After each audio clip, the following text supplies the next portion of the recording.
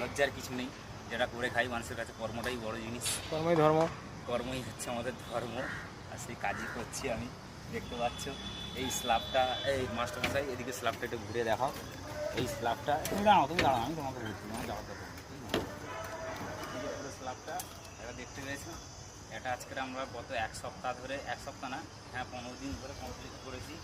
Complete করার পরে আজকে সাকসেসফুল হওয়ার চান্স আছে।